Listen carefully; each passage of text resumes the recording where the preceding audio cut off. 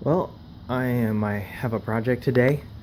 I'm going to change out those wheel studs that they have on German cars to, the lug studs into studs and, lug nuts with, of course, locking lugs and stuff by Muteki.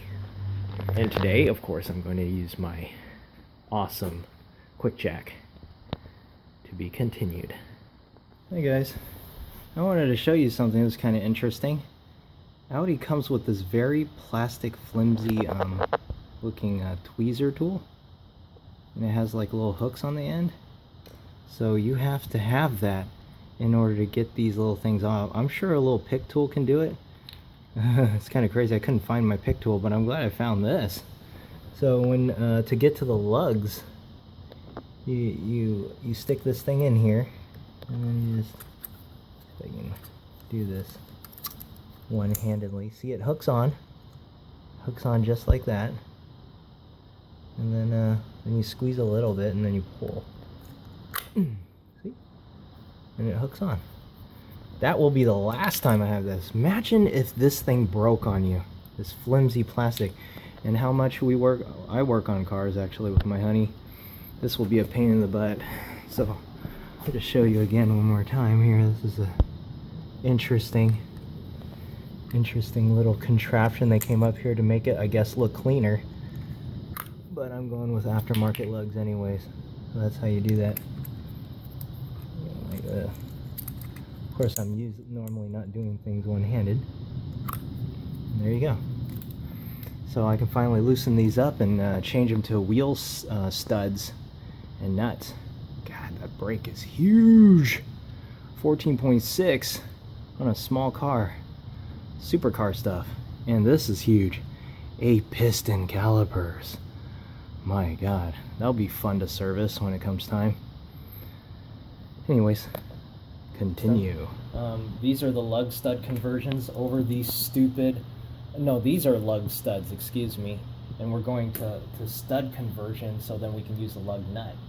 So what I'm doing now is I'm using red Loctite Permatex, and I'm just adding a little bit of Loctite on each thread.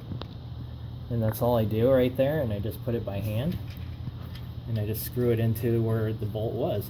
And then I use a little wrench because I think it says only put it in 10 foot-pounds, but I don't want to stress it or anything like that, because that's about all I do right there. And I'm just going to do it across all of them like that. And when you put on the wheel and you put on the nut, it will stretch each bolt out and it'll tighten both ends. And those, of course, with the red Loctite, it's guaranteed not to pop out of you. And that's pretty much it. I'm going to get this done with all the wheels, and then I will place the wheels back on. Thank you. That was pretty easy. Sorry I didn't show you the anti-seize I put all over it. I even put a little bit on the hub. You're not going to believe it, on this hub in particular, it looked like it was rusting a little bit. I don't know about Volkswagen's, always brand new car and it had a little rust, but I cleaned that off with a brush and then added some anti-seize around the hub and then anti-seize around the new threads, and now we have the lugs in there. You won't even notice it when you're out back here. Do you even know we have a Muteki blue, lightning blue colored lugs? The lug stud conversion. Not at all. You have to get this close and get in here. And there they are. If I can get a clear shot.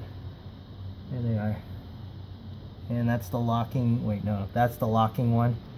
And these are all just 17 mils. That's very clean. Make life easier too. I put back on the wheels super easy.